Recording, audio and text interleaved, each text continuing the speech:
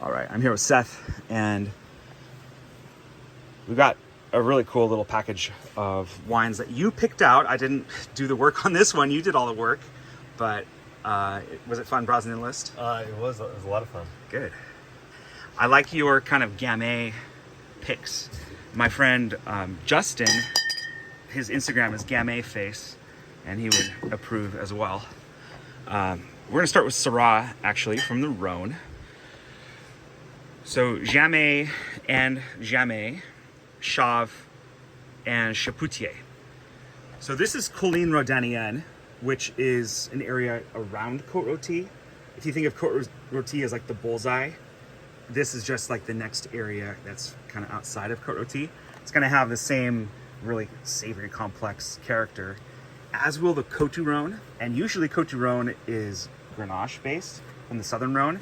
This is one of the only northern Rhône Côte du Rhône that I've seen. So it's both Syrah. Love it. Saint-Joseph is just south of Côte Rôtie area, and then Cornas is the furthest south area for Syrah in the northern Rhône. Usually 100% Syrah on Cornas. Maybe there's a trickle of white grapes that end up in these, but they're basically all Syrah as well. And then a whole range of Gamay. And we're gonna see these mostly as cru Beaujolais, so individual villages, essentially. Côte de Bruy, Morgon, Fleurie, Bruy, and you see Bruy and Côte de Bruy. It's kind of the same thing. Where Côte de Bruy, it's the center of the bullseye, and then Bruy kind of surrounds it. There's actually this hill, and Chateauthieven is at the base of the hill, and there are vines on all sides of the hill, north, south, east, and west, which is very rare in the wine world. Usually you see vineyards just on like the southeast slope or something, but they've got it on all sides. And we see that in Barolo too. I believe it's the Canubi vineyard has vines on all sides, so pretty rare. Corcelette is a specific area of Morgon, named area. And then Fleurie is one of these kind of more perfumed, delicate crus. So each little area of Beaujolais has its own personality. Pinot Noir from the Loire Valley. So this is a Sancerre Rouge. Normally we only see Sancerre in white Sauvignon Blanc, but they also do make red varieties as well as a rosé. And then Saint-Nicolas-de-Bourgueil. This is going to be kind of eastern Loire Valley. This is also in the east, but a little further west. And it's near Chinon and also Vouvray, but made from Cabernet Franc. Avalanche here. This is a Swiss wine. We see very few Swiss wines in the United States, but this will be Pinot Noir. Back to Beaujolais here, another Fleurie. So you got two Fleurie to check out. And then some German and Austrian wine.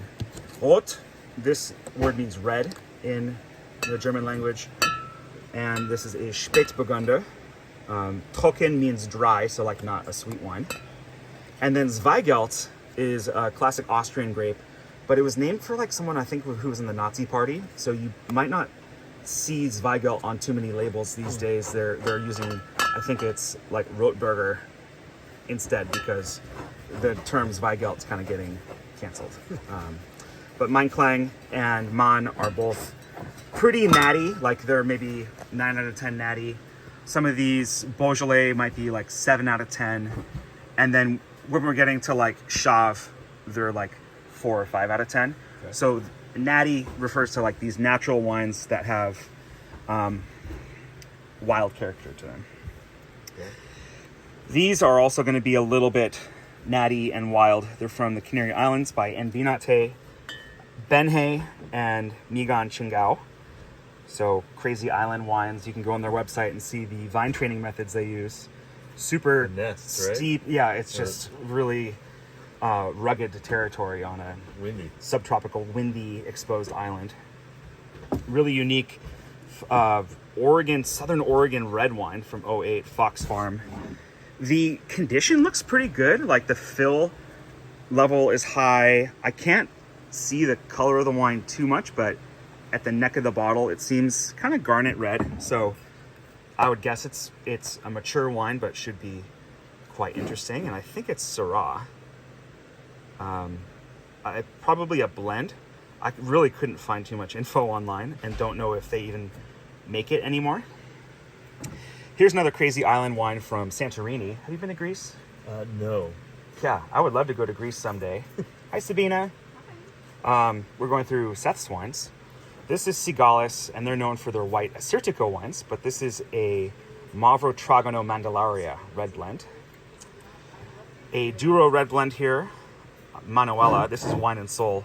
And usually the Douro reds have a bunch of grapes. So we see Touriga Nacional, Touriga Franca, Tinto Roriche, Tinta Francisca. So it's a lot of those field blends.